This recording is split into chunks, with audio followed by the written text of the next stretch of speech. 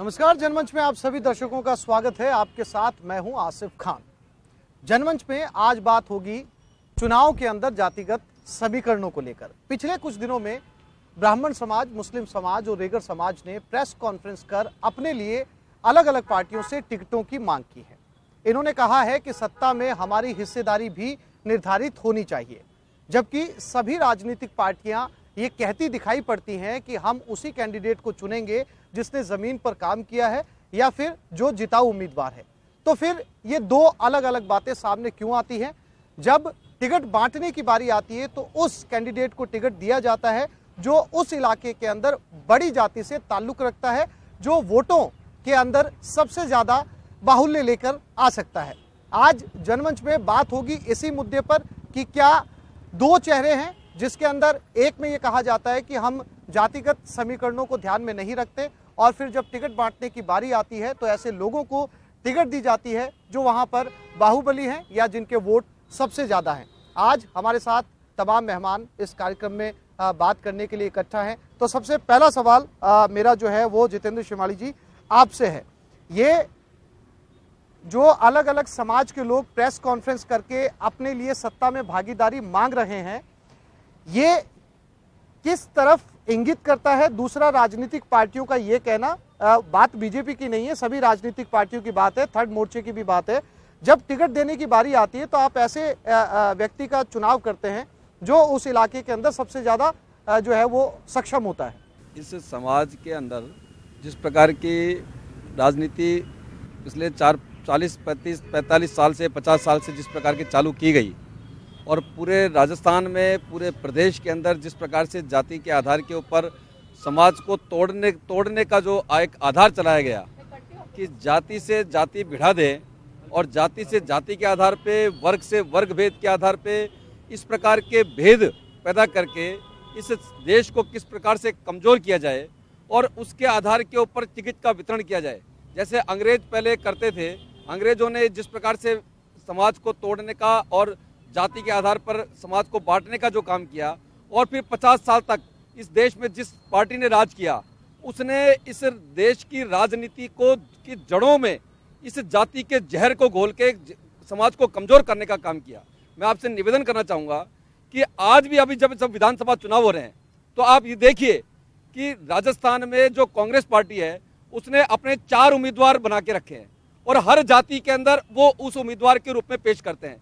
जाट समाज में जाएंगे तो डूडी साहब को पेश करके कहेंगे साहब हमारे ये बनेगा मुख्यमंत्री। ब्राह्मण समाज में जाएंगे तो वहां ब्राह्मण समाज के, ओबीसी समाज में जाएंगे तो अशोक गहलोत को, गुर्जर समाज में जाकर के कैसे हम वोट लेवें, इस समाज को कैसे तोड़ करके हम किसी ना किसी प्रकार से सत्ता पर काबिज हो जाएं। जबकि भारतीय जनता पार्टी ने यह तय किया है कि 36 कौमों को परिवार के रूप में जोड़ करके हम इस समाज के शासन को चलाएंगे, इस राज्य के शासन को चलाएंगे। ये मेरा निवेदन। जितेंद्र जी, ये जो आपने कहा डूडी गहलोत का जो आपने जिक्र किया, क्या ऐसे समीकरण बीजेपी नहीं बिठाती है? बिल्कुल नहीं बिठाती। इसीलिए भारतीय जनता पार्टी इस प्रकार की जातिवाद से सदैव विरोध में रहे हैं। इसीलिए भारतीय जनता पार्टी ने चुनाव से पहले भी यह तय कर दिया कि हम अगर सत्ता में आते हैं तो हमारा ये व्यक्ति मुख्यमंत्री होगा। ये न केवल जाति को तोड़ने का एक आधार है बल्कि इस समाज में अकाउंटेबिलिटी भी है। कि अकाउंटेबिलिटी इसलिए कि जिस व्यक्ति ने शासन किया वो वापस जनता के सामने जाकर के कह रहे हैं कि हमने ये काम किया और हम वोट मांग रहे हैं। गौरव यात्रा निकाल रहे हैं हम गौरव यात्रा के माध्यम से अपना रिपोर्ट कार्ड लेके जनता के बीच में जा रहे हैं। जबकि एक पार्टी, कांग्रेस पार्टी के राष्ट्रीय अध्यक्ष को ये कहना पड़ गया कि हमको माफ कर दो, हमारा शासन सही नहीं चला, ये मजबूर हो गए। ठीक है जितेंद्र जी, ठीक है। अर्चना जी, अक्सर सभी राजनीतिक दलों पर यह आरोप लगता है कि वो जातिगत समीकरणों की बात जो है वो नहीं करते हैं, लेकिन जब टिकट देने की बारी आती है तो वो ऐसे ही व्यक्ति का चुनाव करते हैं कि जिसकी जाति जिस इलाके में सबसे ज्यादा होती है। लेकिन अभी जितेंद्र शिमाली जी, जो कि बीजेपी के प्रवक्ता की हैसियत से यहाँ पर हैं, उन्होंने कहा कि बीजेपी ऐसे दल में शामिल नहीं है और ये सारा इल्जाम, सारा आरोप कांग्रेस पर है। देखिए आसिफ भाई, गाल बजाने से और जोर जोर से बोल देने से सच्चाई पे पर्दा तो डलता नहीं है। जातिवाद का जहर कौन घोल रहा है, समाज में विघटन कौन पैदा कर रहा है, वर्ग विभेद कौन बना रहा है, ये सारी बातें पूरा देश इसका साक्षात्कार कर रहा है और साक्षी बना है। अब ये शायद भूल गए कि पिछली बार जब मुख्यमंत्री चुनाव प्रचार पर निकली थी तो मैं गुजरों की समधन हूँ, मैं जाटों की बहू हूँ, मैं राजपूतों की बहन हूँ, मैं फलाने की ये रिश्तेदार हूँ, ये सारी दुहाइयाँ देती फिरी और चुनरियाँ उड़ती रही। तो देखिए, जिस पार्टी का गठन ही जातिवाद को प्रश्रय देकर के आगे बढ़ने में रहा हो और जिसने धर्म और जाति के नाम पर अपनी राजनीति की और सियासत की, उस पार्टी को शोभा नहीं देता कि इतने बड़े बड़े प्रवचन सार्वजनिक मंचों से दे। हम सिर्फ इतना कहना चाहते हैं कि ये देश जानता है कौन सी पार्टी सेक्युलर है, कौन सब धर्मों और समाजों को साथ लेकर सब वर्गों के उत्थान की बात करती है। लेकिन एक बात हम सबको स्वीकार करनी चाहिए, हम जिस देश में रहते हैं जाति एक वास्तविकता है, उससे कोई परहेज नहीं कर सकता, उसका एक स्वीकार्यता भी समाज के स्तर पर है और लोग उसके आधार पर अपने आप को आइडेंटिफाई भी करते हैं। लेकिन कांग्रेस ने कभी ऐसा काम नहीं किया कि किसी के व्यक्तित्व को जाति के आधार पर सबस्यूम करके और उसके व्यक्तित्व को गौण करने का काम किया हो। इस प्रदेश ने अभी देखा कि एक विवाद तो डोकलाम पर हुआ 74 दिन का और एक विवाद हुआ भाजपा कार्यालय में, क्योंकि प्रदेश अध्यक्ष की नियुक्ति इसलिए नहीं होनी थी क्योंकि एक वर्ग विशेष का वो प्रतिनिधित्व करते थे, स्वीकार्यता उस वर्ग विशेष की थी। उस वर्ग विशेष ने, उस समाज ने इस पार्टी के उत्थान और इसकी प्रगति में योगदान भी दिया, ये सब जानते हैं। लेकिन उस समाज का व्यक्ति प्रदेश अध्यक्ष नहीं बने, उस हठधर्मिता का साक्षात्कार हम सब ने किया, इनकी पार्टी ने उस चीज को झेला भी है। तो मुझे बताइए कौन जाति की राजनीति कर रहा है?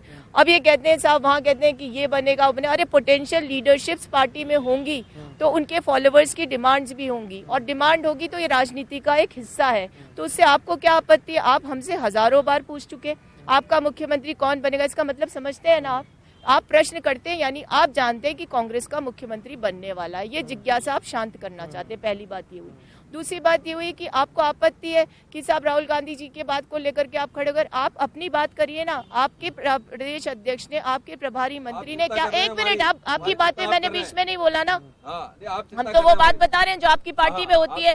आपके प्रभारी मंत्री ने कहा, आपके राष्ट्रीय अध्यक्ष ने कहा, अरे आप सुनो ना भैया, फिर आप बोलोगे तो आपको बोलने नहीं देंगे हम। फिर ये ध्यान रखना, आप बीच में मत बोलो, उत्तर देना कौन आपको मना कर रहा है? क्यों बोलना पड़ेगा? गलत क्या है? आपके राष्ट्रीय अध्यक्ष ने कहा कि मुख्यमंत्री कौन बनेगा, मंत्री कौन बनेगा, कौन विधायक बनेगा, भूल जाओ कार्यकर्ताओं से, सिर्फ कमल के चिन्ह को याद रखो। ये परिस्थिति तब होती है जब नेतृत्व की क्षमताएं समाप्त हो जाए और स्वीकार्यता बढ़ जाए, नेताओं पर से अविश्वास हो जाए, पार्टी का पतन निश्चित हो, अवश्यंभावी। ठीक है सोमानी जी, आपने दोनों तरफ की पार्टी के लोगों को सुना। आप सहमत हैं कि दोनों ही पार्टियां इससे परे, जबकि कांग्रेस ने बहुत ईमानदारी के साथ ये माना कि इस पहलू से बचा नहीं जा सकता, जब आप राजनीति में आते हैं तो ये भी एक बड़ा अहम मुद्दा होता है, इसको साथ लेकर चलना पड़ता है। ये लोकतंत्र है, और जो लोकतंत्र की बात जो कही जाती है उसके आधार पे आप देखें कि 51% लगभग ओबीसी का और 18% सवर्ण का और 18% एससी का और जो 13% लगभग जो है वो एसटी का। इस प्रकार से जो एक रिजर्व जो आरक्षित सीट है चुनाव लड़ने के लिए, और जिस प्रकार का राजस्थान में और भारत के परिप्रेक्ष्य में हम देखें तो जातिगत जो एक आधार बनाया हुआ है, उस आधार पे जो टिकट दिए जाने की जो परंपरा चली आ रही है काफी वर्षों से, अब उसको जनता को इस बात को समझने लगे हैं और जनता इस बात को जानती है कि देश के विकास के लिए जो राष्ट्र हित की पार्टियां हैं, जो देश हित की पार्टी है, वो निरंतर उन उम्मीदवारों को जो निरंतर जनता के हित में कार्य करते जा रहे हैं उनके आधार पे अपना टिकट वितरण करती है। और आप देखें इसी आधार पे, मैं जो दोनों की वार्ता के बाद में श्री माली जी की बात को भी कहना चाहूंगा, इस बात को आप देखें कि जिस प्रकार से भारत में पहले कांग्रेस काफी टाइम तक अपना प्रचार चलता रहा और सत्ता में भी रही, और उसके बाद जब भारतीय जनता पार्टी आई विकास की यात्रा को लेकर शुरुआत करते हुए, जहां 6 स्टेट में भारतीय जनता पार्टी की सरकार थी वो बढ़ के लगभग 20 जगह हो गई, 20 स्टेट में भारतीय जनता पार्टी की सरकार है। तो जनादेश जब मिलने लगा तो जनादेश इस आधार पे मिलने लगा कि विकास और देश राष्ट्र हित की बात कौन करते हैं। और राजस्थान की जो 200 सीटों की जो हम बात करना चाहें उसमें से लगभग 33 से 34 सीटें रिजर्व है, एससी की, एसटी की 25 सीटें। इस प्रकार से जो एक वर्गीकरण किया हुआ है, तो हम समझते हैं उस वर्गीकरण के आधार पे टिकट दिया जाना तय होता है। जब टिकट दिया जाना तय होता है तो हम ये बात बार बार अपने मुख से कहें कि हम जातिवाद करते हैं कि नहीं करते हैं या क्या स्थिति है, जहाँ जिस प्रकार की सीट है वो एक संविधान के अनुच्छेद के रूप में जो व्यवस्था दी गई है उस व्यवस्था के रूप में दी जाती है। और रही बात, इसको हम बार बार ये बात कहें, उसमें से जो उम्मीदवार इस लायक है, जो चयन के लायक है और जिस प्रकार से जो कार्य कर रहे हैं, पहली बार यूपी का आप देखें चुनाव, चाहे गुजरात का चुनाव देखें, चाहे कर्नाटक का चुनाव देखें, कर्नाटक की जब बात आई तो लिंगायत को अलग धर्म, अलग झंडा, अलग निशान देने की बात की गई, धर्म के आधार की बात की गई। इस बात को बार बार हम धर्म की बात को लाके कि धर्म और जाति कि हिंदुस्तान की राजनीति के सियासत में कब तक सस्ते करते रहेगी, वो इस बात के लिए करे कि विकास की और राष्ट्र हित की और देश हित की बात करे, तब जनता इस बात को जरूर जानती है और जिस बात को समझती भी है कि जिस जाति का प्रतिनिधित्व या जिस जाति का समाज है या जिस वर्ग है वो जिस प्रकार से जिस संख्या में उसी संख्या में अपना प्रतिनिधित्व लोकसभा में भी चाहती है और विधानसभा में भी चाहती है। और राजस्थान में जो भारतीय जनता पार्टी है, भारतीय जनता पार्टी के जनादेश को विकास के रूप में जो जनता ने लिया है वो सबके सामने। ठीक है। सोमानी जी ने बातें तो बहुत तार्किक करने की कहने का प्रयास किया है, लेकिन कॉन्ट्रडिक्ट भी कर दिया अपने पार्टी के स्टैंड को। एक तरफ तो कह रहे हैं साहब ये व्यवस्थागत है, कॉन्स्टिट्यूशनल से ये सारा परमिटेड है और ये होना भी चाहिए, इसमें हमें विश्वास भी रखना चाहिए। दूसरी तरफ इन्हीं के जो मंत्री जिनकी जिम्मेदारी है सोशल वेलफेयर डिपार्टमेंट की, उनके खुद के बयान आते हैं कैसे समाज में विघटन पैदा हो। उसके बाद कोई इनका दूसरा मंत्री है संविधान की समीक्षा की बात कर देता है, फिर तीसरी एक सांसद है वो ऐसा बयान देती है, परकोलेट करता है नीचे से और फिर सोशल मीडिया माध्यम बढ़ता है कि पूरे समाज में विघटन शुरू होता है, लड़ाई झगड़े फसाद शुरू हो जाते हैं। तो ऐसी परिस्थितियां निर्मित भी इनके माध्यम से होती है जिनकी जिम्मेदारी संविधान की अनुपालना की।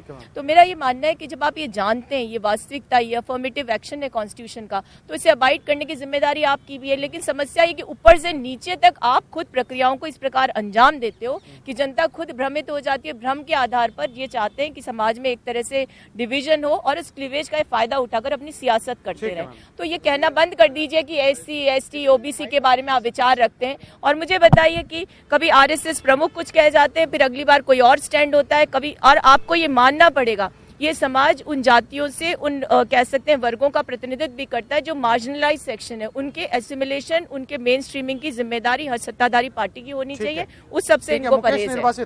देखिए मैं एक निवेदन करना चाहूंगा सर, संक्षेप में सर, और भी मेहमान है। एक मिनट में बात बतानी जरूरी है क्योंकि इस प्रकार के जाते हुए बातें हम कैमरे के सामने आकर के जिस प्रकार से बोलते हैं तो जनता को सच्चाई पता चलनी चाहिए, जनता को पता चलना चाहिए कि वास्तविकता क्या है। मैं निवेदन ये करना चाहूंगा कि जो बात अभी गजेंद्र सिंह जी की और अभी कह रही थी कि आज राजपूत समाज को ये कहना पड़ गया कि हमको इतने साल तक, 40 साल तक, 50 साल तक राज करके केंद्र के अंदर कोई नहीं बनाया। एक मेरे को बोलने दीजिए, प्लीज बोल लीजिए। आज धर्म और जाति की बात कर रही है मैडम, आप भूल गई हैं कि राहुल गांधी अब क्यों तिलक छापे लगा करके नाटक कर रहे हैं, क्यों नाटक कर रहे हैं? आज ये कपड़े के ऊपर जनेऊ पहन के क्यों घूम रहे हैं? समय लिमिटेड है, प्रकार का जो नाटक करना है वो राजस्थान की जनता जान रही है, ढोंग और पाखंड को जान रही है। गर्मा गर्म बहस बीजेपी और कांग्रेस के बीच। मुकेश, जो अलग अलग जाति के लोगों ने, उनके अध्यक्षों ने जो प्रेस कॉन्फ्रेंस की जिसकी चर्चा हमने शुरू के अंदर की, तो ऐसी नौबत क्यों आन पड़ी कि उनको प्रेस कॉन्फ्रेंस करके अपने लिए सत्ता में भागीदारी मांगनी पड़ रही है दोनों पार्टियों से? बेसिकली दो चीज़ें हैं। एक चीज़ तो मैं ये कहना चाहता हूँ, दोनों ही पार्टियों के लोगों ने कहा कि हम तो संवैधानिक प्रावधान है, ये सारी चीज़ें हैं, जाति के आधार पर नहीं देते हैं।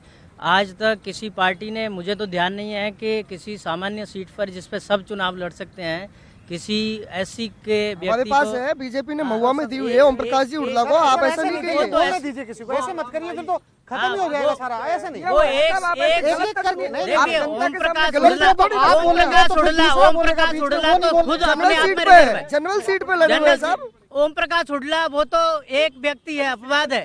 उसके अलावा आपने सर काउंटर कर लीजिएगा, श्रीचंद कृपलानी लंबी लिस्ट है, कितने लोगों को लंबी लिस्ट है। दूसरा मैं ये कहना जहाँ पर मैं दूसरी बात ये कहना चाहता हूँ, जब मुख्यमंत्री वसुंधरा राजे अजमेर के संभाग के दौरे पे गई तो उन्होंने किनको बुलाया?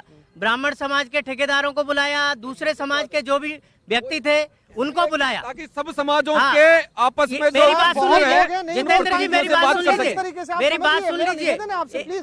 मैं कह रहा हूं कि जब मुख्यमंत्री जी गई अजमेर के दौरे पे, जब मुख्यमंत्री जी गई कोटा के दौरे पे, उन्होंने समाज के जो भी अध्यक्ष थे, चाहे वो कुछ भी माने, उनको एक एक करके, यदि कोई मुख्यमंत्री बुलाएंगे, किसी राजनीतिक दल के लोग बुलाएंगे। दूसरी बात मैं ये कहना चाहता हूं कि यदि हम 200 में से 195 सीट का विश्लेषण करें, चाहे वो किसी भी वहां पे जाति का जो समीकरण है उसके आधार पे कौन सी पार्टी नहीं दे रही है? आप सच्चाई स्वीकार नहीं करना चाहते। आप 1980 के बाद से बीजेपी की सरकार है, उससे पहले कांग्रेस की सरकारें आती रही, वो सब जाति के आधार पर देते रहे। आप मानेंगे नहीं उसको। आपने जाति के आधार पर जहर घोल दिया, आपने धर्म के आधार पर जहर घोल दिया। दोनों पार्टियां ये का यही कर रही हैं और एक भी पार्टी जवाब देने के लिए तैयार नहीं है। सभी पार्टियां मुखौटा लगा के बैठी है कि हम जातिगत समीकरणों के ऊपर टिकट नहीं बांटते, हम ऐसे उम्मीदवार का चयन करते हैं जो जमीन के ऊपर मेहनत करता है, उसका जाति से कोई संबंध नहीं होता। लेकिन जब टिकट बांटी जाती है तो आप देखेंगे कि उस इलाके के अंदर वो व्यक्ति चुना जाता है जिसकी जाति का बाहुल्य होता है। देखिए, मैं ये कहूँगा कि सियासत ने ऐसा करतब दिखाया, इंसानियत का भी गला भराया, मज़हब के नाम पे, जाति के नाम पे इस कदर इंसानियत को टुकड़े टुकड़े किया है कि पूरा हमारे समाज का ताना बाना बिखर गया है। अभी ब्रिटिश काल की बात कर रहे थे कि उन्होंने बांटा, लेकिन दोनों पार्टियां कटघरे में हैं। इन्होंने पिछले 20 साल में जातिवाद को बहुत उन्नति दी है, हर मंचों पे सजाया उनको।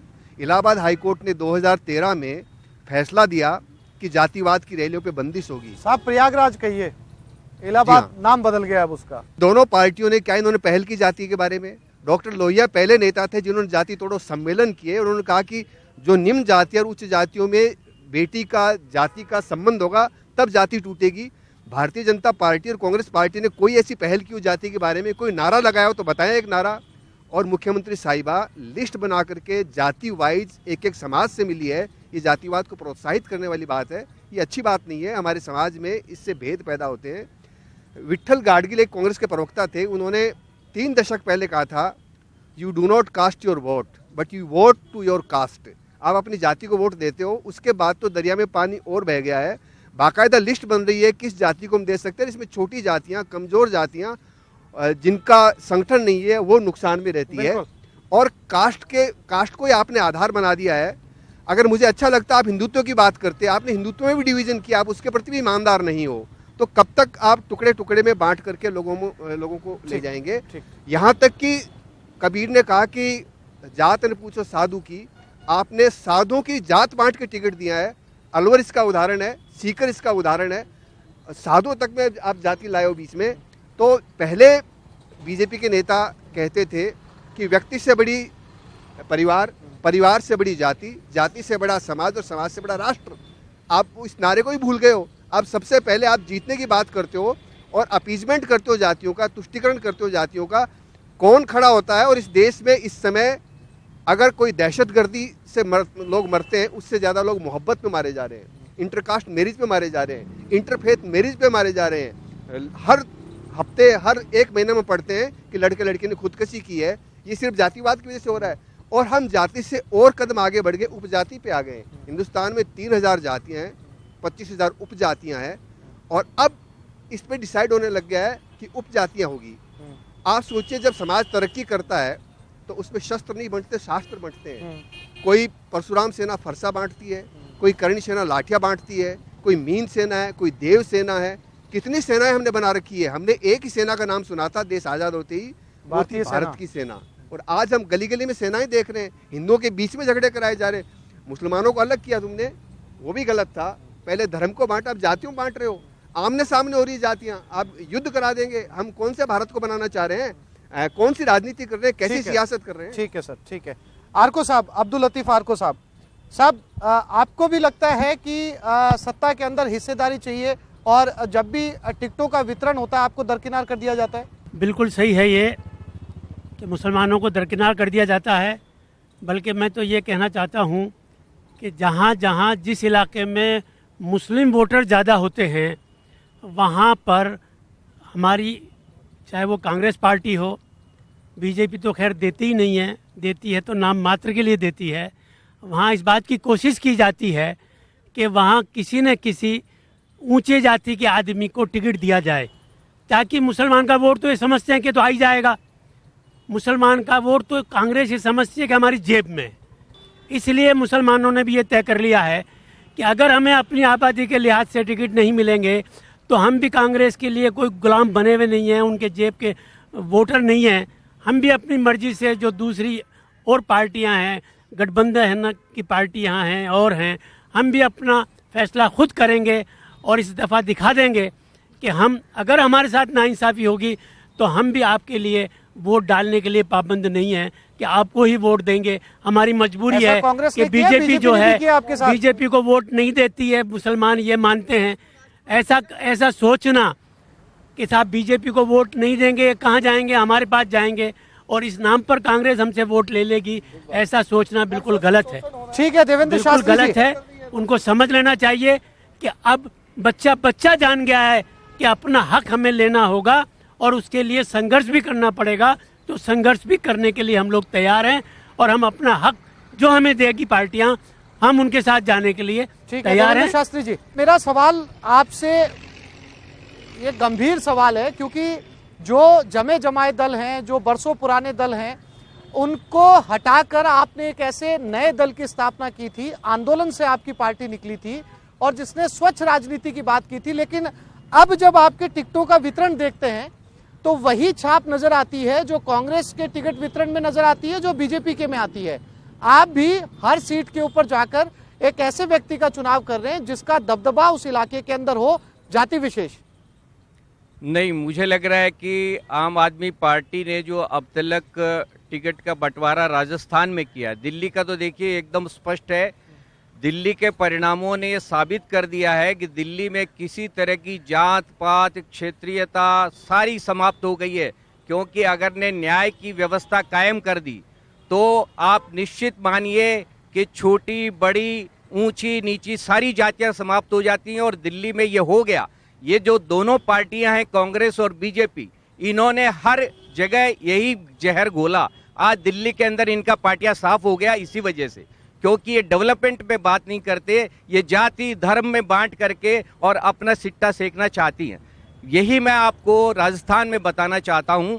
हमने इसीलिए और पार्टियों के मुकाबले सबसे पहले अपने उम्मीदवारों की घोषणा की है और इस वजह से हमें जाति धर्म देखने की आवश्यकता नहीं पड़ी, क्योंकि हमने कोई समीकरण नहीं देखे। हम 73 सीट बांट चुके हैं। हमने कांग्रेस और बीजेपी के कैंडिडेट्स को देख करके, उनकी जातियों को देख करके हमने कोई टिकट नहीं दिया। हमारी टिकट, हमारे उम्मीदवार, हमारे कार्यकर्ता, हमें जो ठीक लगा उस उम्मीदवार को हमने मौका दिया है। और ये सोचना कि आम आदमी पार्टी भी जातीय आधार पे कोई फैसला कर रही है, ये सरासर गलत है। मोहनलाल बैरवा जी, वो काबिल लोग कहाँ जाएं जो वास्तव में जमीन से जुड़े हैं, बहुत मेहनत करते हैं, लेकिन इन जातीय समीकरणों में वो कहीं फिट नहीं बैठ पाते और सत्ता में हिस्सेदारी उनको नहीं मिल पाती।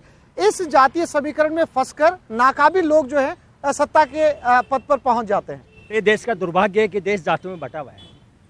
जातियां खत्म होनी चाहिए, केवल कहने की बात रह गई। न बीजेपी करना चाहती है, न कांग्रेस करना चाहती है। कांग्रेस ने 40-50 साल तक शासन किया, उन्होंने नहीं किया। बीजेपी को हम विशेष तौर से, मैं क्यों दलित वर्ग से संबंध रखता हूँ, अनुसूचित जाति संबंध रखता हूँ, तो मैं उनकी पीड़ा को बताऊंगा यहाँ पे। और वो पीड़ा ये है कि हमने कांग्रेस को आंख बंद करके 50-60 साल तक बहुत भारी मतों से मुसलमानों ने और दलितों ने वोट किया। गत इलेक्शन में मोदी जी का 2014 के इलेक्शन के अंदर इन्होंने दलितों को, मुसलमानों को ये कहा था कि तुम्हारे अच्छे दिन आने वाले हैं, तुम्हारे लिए हम रोजगार की व्यवस्था करेंगे, देश को सुरक्षा देंगे, जातिवाद खत्म करेंगे, महंगाई कम करेंगे, पेट्रोल के दाम 35 रुपये ले आएंगे। लेकिन दुर्भाग्य ये है कि इन सब चीज़ों पर बहस न होकर के देश 4-5 साल के अंदर एक नई बहस के अंदर घुस गया है। देश जातियों में और विभक्त होता जा रहा है और देश के समाजवाद पे चोट की जा रही है। इस पे हम कोई बहस नहीं करना चाहते। ठीक है, मैं तो कहना चाहता हूं कि इन दोनों राजनीतिक दलों को कि इनको ईश्वर सद्बुद्धि दे और जातिवाद को खत्म करने पे जोर डाले। समाज के जो काबिल लोग हैं, पढ़े लिखे लोग हैं, चाहे भले उनकी संख्या कम हो, उनका आगे लग जाना चाहिए ताकि देश की रीति और नीति अच्छी बने। टीसी राहुल साहब, आप सहमत हैं बैरवा जी से? मैं तो ये कहना चाहूँगा कि जो भारत में संवैधानिक डेमोक्रेसी की जो कल्पना की गई थी 1950 में, उसका पालना होनी चाहिए। बल्कि यानी कि जाति विहीन, वर्ग विहीन समाज की स्थापना हो और संविधान के अनुसार ये सरकार बने और चले। लेकिन हो ये रहा है कि ज़्यादा से ज़्यादा जातियों को मजबूत किया जा रहा है, सांप्रदायिकता को मजबूत किया जा रहा है। पहले जो चुनाव मैनिफेस्टो बनते हैं उनमें तो विकास की और वो सारी बातें की जाती हैं, रोज़गार की बात की जाती है, गरीबी मिटाने की बात की जाती है, डेवलपमेंट की बात की जाती है। लेकिन जब चुनाव आते हैं तो जाति, धर्म, सांप्रदायिकता की बात होती है। लेकिन इसको कोई पार्टी स्वीकार नहीं करती है। कोई पार्टी भले ही ना स्वीकार करे, पर हकीकत ये है कि इस देश में कोई जो डेमोक्रेसी का जो स्वरूप होना चाहिए, जो दुनिया में है, दुनिया के डेमोक्रेटिक कंट्रीज में है, वो इस देश में नहीं है। ठीक है सर, ठीक है। चर्चा को आगे बढ़ाते हैं। योगेंद्र पारिक जी, बतौर सोशल वर्कर, मेरा सवाल आपसे ये है कि जब आप वोट देने के लिए निकलते हैं और नेता आपसे वोट मांगने के लिए आते हैं, तो यही जाति समीकरण उस समय काम आते हैं या फिर आप चुनाव करते वक्त कुछ और देखते हैं एक बुद्धिजीवी के नाते? पूरी तरह से जाति समीकरण सामने आते हैं। किसी भी राजनीतिक दल को पकी पकाई खीर खाना बहुत पसंद होता है या किसी को भी पसंद हो सकता है।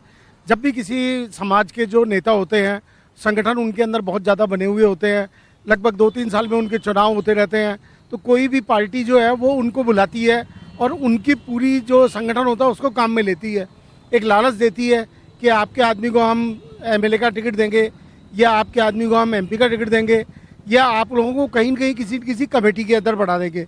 इस तरीके का लालच दे करके और जितनी भी जातियाँ हैं उनके सभी लोगों को, सभी पदाधिकारियों को प्रत्येक राजनीतिक पार्टी अपने पास बुलाती है।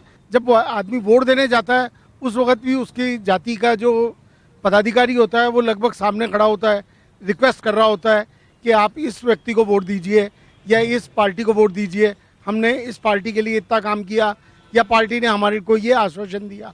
तो जातिगत समीकरण यहाँ पे बहुत ज़्यादा हावी है और वो पूरी तरीके से चल रहे हैं। ठीक है, डॉक्टर दशरथ किनोनिया, आप भी एक पार्टी से यहाँ पर पहुंचे हैं, आपकी भी अम्बेडकराइट पार्टी है, आप भी इन नियमों का अनुसरण करते हैं? क्योंकि जाहिर सी बात है कि आपने जो अपनी पार्टी बनाई है उसमें आप ये कोशिश करते हैं कि अपनी जाति के लोग जो हैं वो ज़्यादा से ज़्यादा इसके अंदर हो, जो कि अब पहले से ही जो है राजनीतिक दलों के अंदर ये प्रचलन है। सबसे पहले तो आपने जो प्रश्न किया है मैं इसके लिए धन्यवाद करता हूं और मैं अपनी बात पार्टी की तरफ से साफ कर देना चाहता हूं कि अम्बेडकराइट पार्टी ऑफ इंडिया है वो कोई जाति, धर्म या संप्रदाय पर आधारित पार्टी नहीं है। ये पूरे 125 करोड़ भारतीयों की पार्टी है और इसका जो मुख्य बेस है वो है भारतीय संविधान और इसके साथ साथ में है ह्यूमन राइट्स, अम्बेडकरिज्म और अनेक अंगो मग्गो यानी मैनी फोल्ड पाथ। आज भारत की जो समस्याएं हैं, इन समस्याओं का जो समाधान है वो एक मार्ग से नहीं हो सकता, वो अनेक मार्गों से होगा।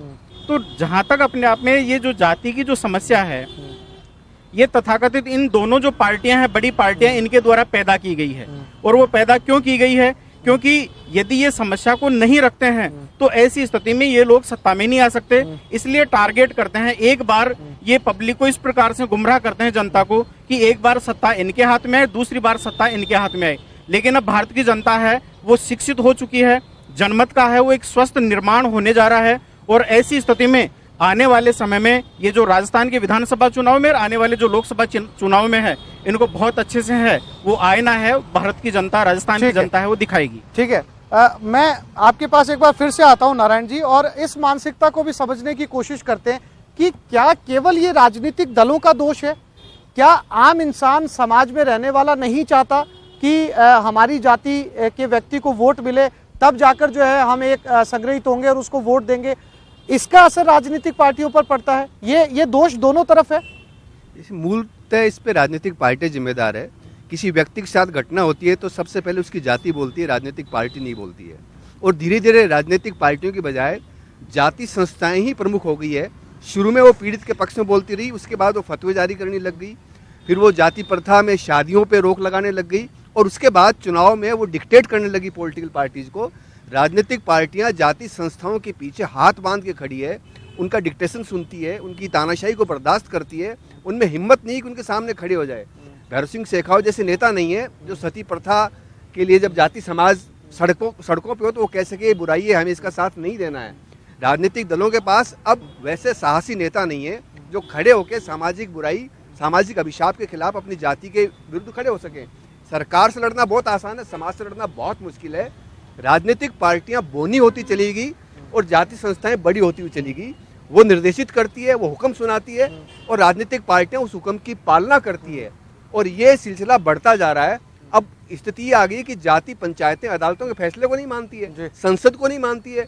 लोकतंत्र में संसद और विधानसभा से बड़ी कोई मीनार नहीं होती है, उसकी बात की हुक्मउदुली होती है।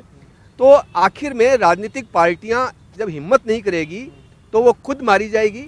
लोकतंत्र में उनकी जो कहने की ताकत है वो घट जाएगी और हमारा लोकतंत्र कमजोर हो जाएगा। ठीक है जितेंद्र जी, आप यहाँ जो जाति और वर्ग भेद और सब तरह की जो बात हो रही है और जो कांग्रेस वाले हमारी बहन जी चली गई, क्योंकि कांग्रेस चले जाती है हमेशा जब भी कोई महत्वपूर्ण बात होती है। मैं उनको ये बताना चाह रहा था कि आज वो जो स्वयं कह रही हैं कि वसुंधरा जी ये कहती हैं कि साहब मैं गुजरों की समधन हूँ, मैं जाट भी की बहू हूँ, ये बिल्कुल मैं कह रहा हूँ कि प्रत्येक हर राजनेता को ऐसा व्यक्ति होना चाहिए कि समस्त जातियों को अपने अंदर समाहित करके जो समस्त जातियों को साथ लेकर के चले, ऐसे नेतृत्व की ही जरूरत है। आज कौन व्यक्ति इस समाज में भेद पैदा करने चाहते हैं?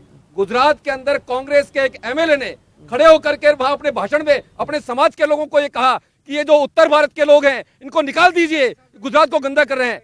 वहां पर तांडव हुआ, वहां पर उत्तर भारत के लोगों के साथ पिटाई हुई। ये कौन पैदा कर रहे हैं? राजस्थान की इस देश की जनता देख रही है। आज नरेंद्र मोदी जिस जाति से बिलोंग करते हैं वो 1% जाति भी नहीं है, वो देश का नेतृत्व कर रहे हैं। तो आज मैं ये निवेदन करना चाह रहा हूं कि जो इतने वर्षों तक जातिवाद का और वर्ग भेद का जो जहर इस समाज के अंदर बोया है उसको उखाड़ फेंकने की जरूरत है। मैं निवेदन करना चाहता हूं कि आज बहस हो राजनीतिक दलों में तो इस बात की बहस हो, ये नहीं हो कि उसने क्या किया उसने क्या किया, इस बात की बहस हो कि कौन सी राजनीतिक पार्टी ने कितने समय तक राज करके कितने विकास के कार्य किए।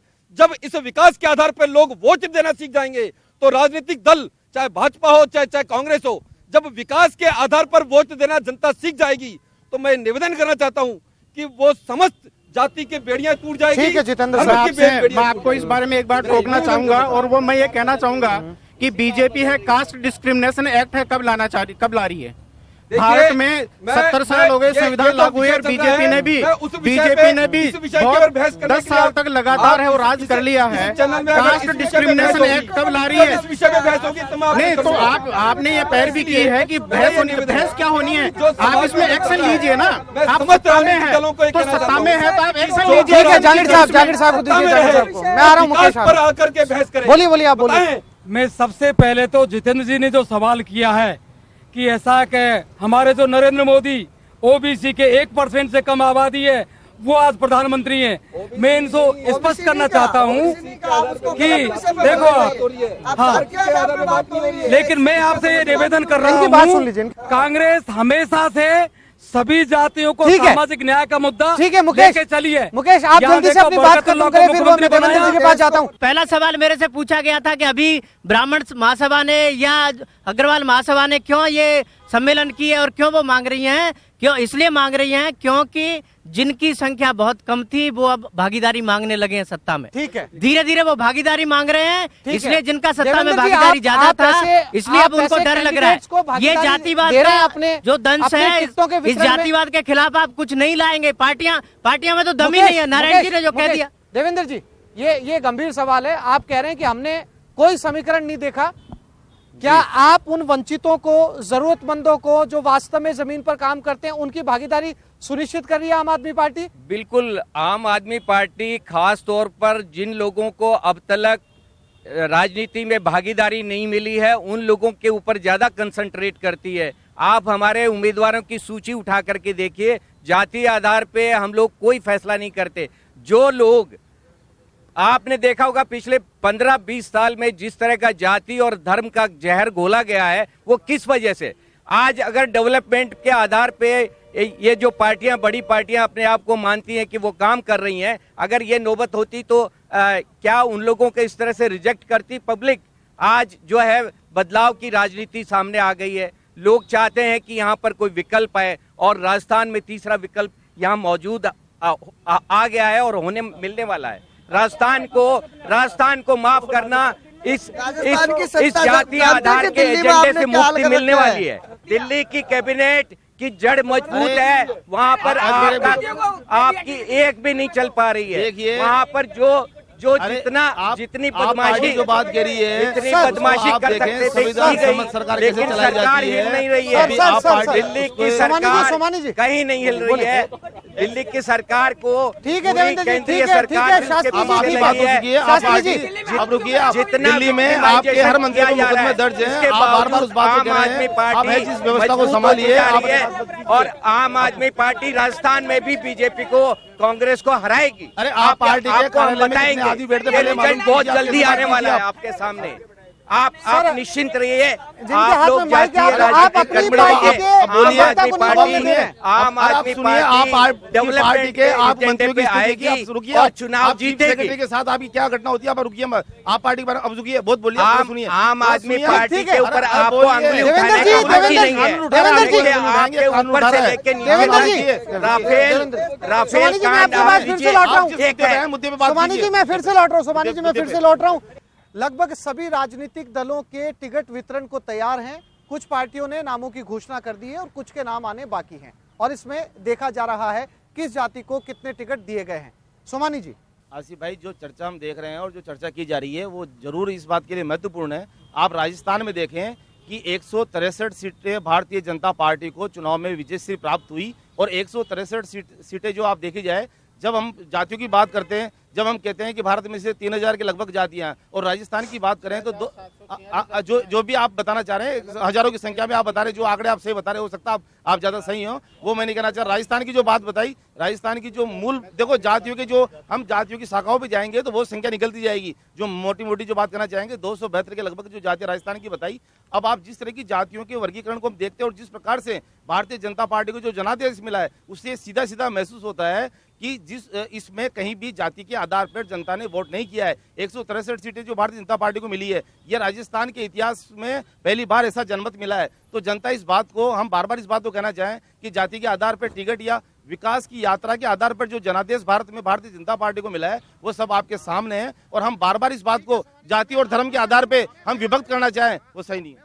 आज जो सभी राजनीतिक दलों को आपने एक साथ बैठा के बहुत अच्छा काम किया कि राजस्थान की जनता को ये ध्यान में आए विषय कि कोई भी राजनीतिक दल, जैसा अभी हमारे भाई साहब ने कहा कि कांग्रेस को 60 वर्षों तक कांग्रेस मुसलमानों को अपना वोट बैंक मानती है, उन्होंने कहा कि दलितों को वोट बैंक मानती है। भारतीय जनता पार्टी में टिकट वितरण का आधार कार्यकर्ता होना और कार्यकर्ता की मेहनत किस प्रकार की, इस आधार पर टिकट मिलते हैं। भारतीय जनता पार्टी में जातिगत आधार पर कोई टिकट वितरण नहीं होता है। हमेशा कार्यकर्ता, हमारे प्रदेश अध्यक्ष और हमारे राष्ट्रीय अध्यक्ष जी ने भी कह दिया कि जो कार्यकर्ता चुनाव जीत कर लाएगा हम उसे टिकट देंगे। आरको साहब, मैं एक बार फिर से आपके पास आ रहा हूँ। आप तीसरे मोर्चे के साथ जाएंगे क्योंकि आपने कहा कि दोनों पार्टियों ने आपका इस्तेमाल किया, अब आप अपने उम्मीदवार उतारेंगे। आपको उम्मीद है कि जो जमे जमाए दल हैं वो आपको सत्ता में हिस्सेदारी लेने देंगे? देखिए, अगर हमें हमारी हिस्सेदारी नहीं मिलेगी तो हम कहीं भी जा सकते हैं, हमारे लिए कोई प्रॉब्लम नहीं है। हमें हमारा हक चाहिए, सिर्फ वादों से काम नहीं चलता, हक चाहिए। हमारे साथ नाइंसाफ़ी होती चली आई है, इसलिए हम उस नाइंसाफ़ी को बर्दाश्त नहीं करेंगे। हमारे राजस्थान मुस्लिम फोरम, जो सारे मुसलमानों की एक जमात है, उसने ये फैसला कर लिया है कि हमें हमारी आबादी के लिहाज से हमें हमारा हक अगर देती है कांग्रेस तो ज़रूर हम कांग्रेस का साथ देंगे, वरना हम भी अपना फैसला खुद करेंगे और उस फैसले के मुताबिक पूरे समाज के लोग साथ देंगे। टिकटें सामने आने के बाद करेंगे? ये टिकट साथ आने के, ठीक है, इससे पहले नहीं होगा। ठीक है दशरथ जी। कांग्रेस और बीजेपी है, दोनों ही है, वो अपने आप में अभी कोई जातिगत आधार पर तो समीकरण देख रही है, इसके साथ साथ में अभी टिकटों का खरीद फरोख्त का जो खेल है वो भी चल रहा है। तो जाति व्यवस्था जितनी घातक है उतनी ही जो घातक व्यवस्था ये भी है कि टिकटों का वितरण है वो खरीद फरोख्त के आधार पर नहीं होना चाहिए, लोकतांत्रिक, संवैधानिक और शांतिपूर्ण व्यवस्था के आधार पर होना चाहिए। मैं ये भी मैसेज है वो देना चाहता हूँ। अनुसूचित जाति और अनुसूचित जनजाति, मैं दलित शब्द यूज नहीं करूंगा क्योंकि दलित तो ब्राह्मण भी हो सकता है, क्योंकि यदि वो वंचित है तो। अब जैसे कि ये आज चर्चा की गई है कि SC और ST के जो क्षेत्र है और माइनॉरिटी के जो क्षेत्र है वहाँ पे, क्योंकि यहाँ पार्टियों के लिए तो कोई बोलने का वैसे कोई सब्जेक्ट था भी नहीं, इन्होंने चर्चा बहुत बड़ी बड़ी कर दी। जब आपके पास संविधान के द्वारा पहले से ही निश्चित है कि इस क्षेत्र में तो SC को वोट प्रतिनिधित्व दिया जाना है तो देंगे आप, वहाँ तो जाति का बात ही नहीं आ रही है।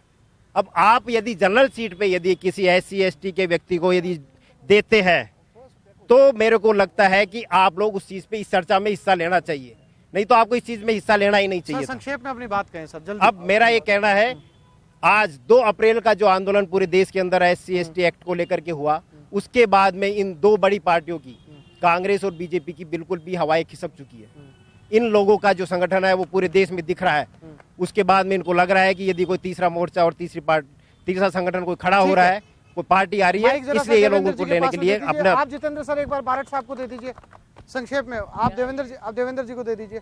मैं ये पूछना चाहता हूं कांग्रेस, बीजेपी और जितनी भी पार्टियां हैं कि हम राजस्थान इलेक्शन वॉच की तरफ से विश्लेषण करेंगे कि किसने जाति के आधार पर टिकट दिया है, नहीं दिया है। जिस दिन टिकटों का सबका संपूर्ण बंटवारा हो जाएगा फिर वापस से हम आपके सामने रखेंगे। आज आप ये वादा करके जाइए कि जाति के आधार पर नहीं देंगे।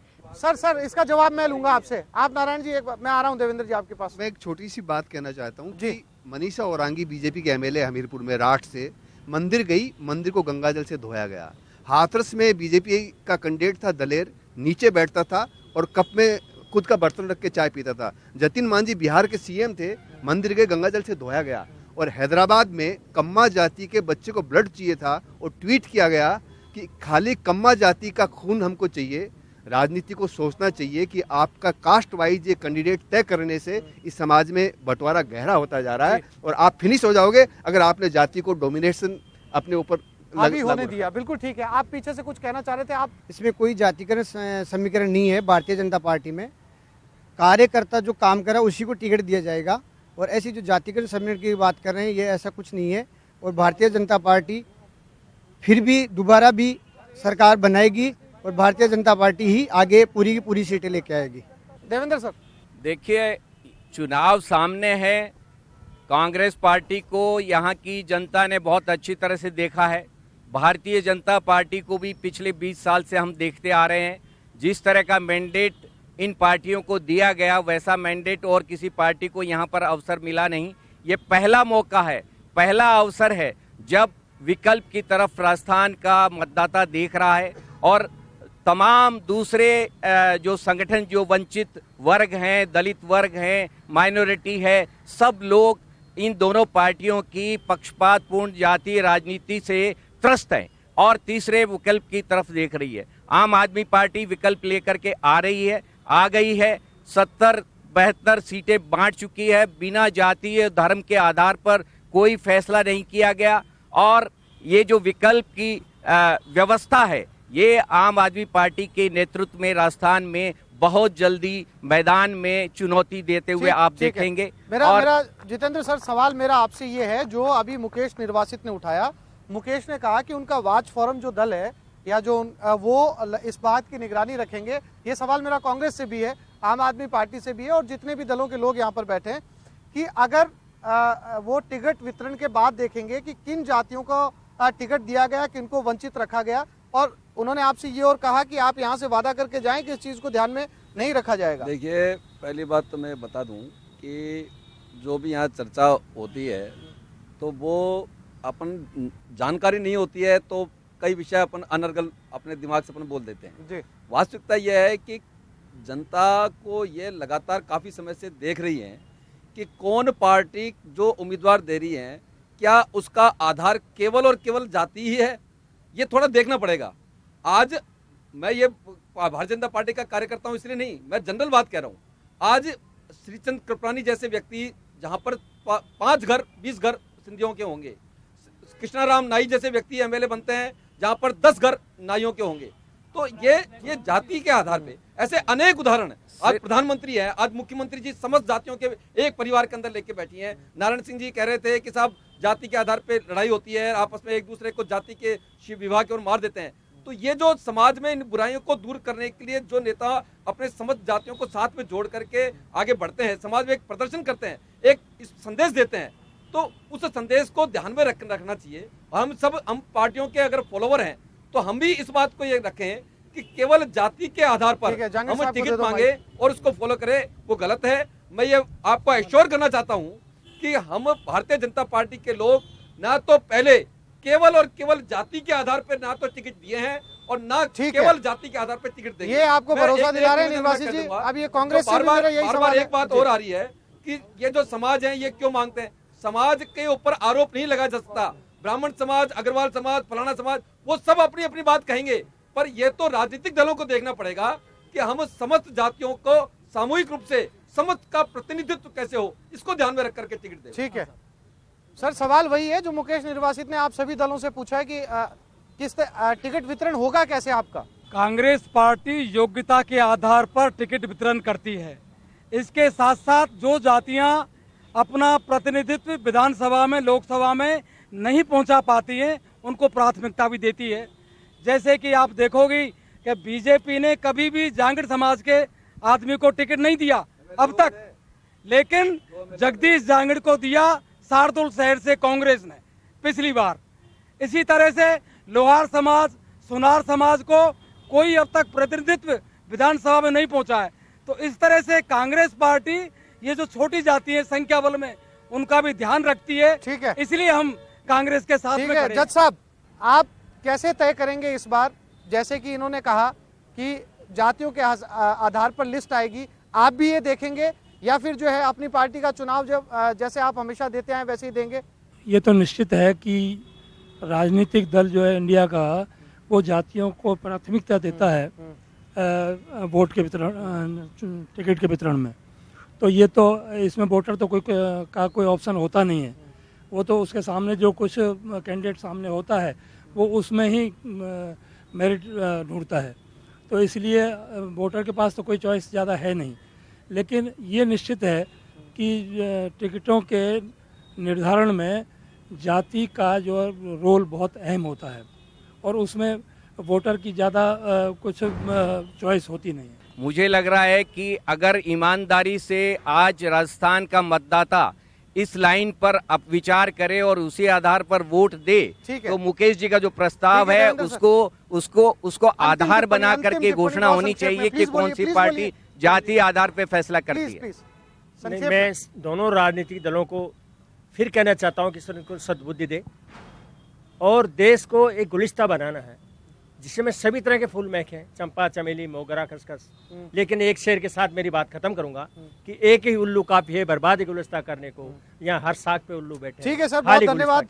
उम्मीद करते हैं कि सभी राजनीतिक दल इन जातिगत समीकरणों से अलग आएंगे, बाहर आएंगे और उस मेहनती और वंचित तबके को भी ध्यान में रखेंगे जो वाकई जमीन के ऊपर काम कर रहा है, जिससे हम एक समाज में और देश में स्वच्छ राजनीति का निर्माण कर सके। आप सभी मेहमान इस कार्यक्रम में आए, हिस्सा लिया, आप सभी मेहमानों का बहुत शुक्रिया। नमस्कार।